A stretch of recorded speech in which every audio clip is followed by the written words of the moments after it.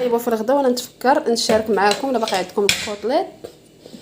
هاد الطريقه ديال الكوطليط كتجي واعره واعره واعره بزاف.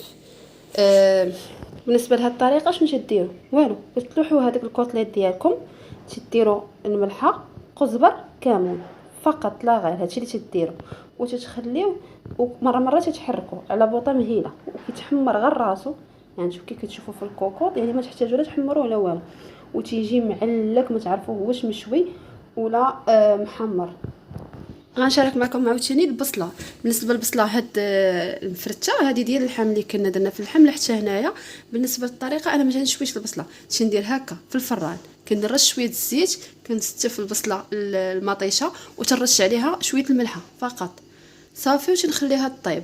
عاده فاش كنسالي الشوا ديالي وكنديرها في تشرب شويه ديال الفاخر، يعني كنديرها في الشوايه وتنخليها تشم شويه الفاخر فقط.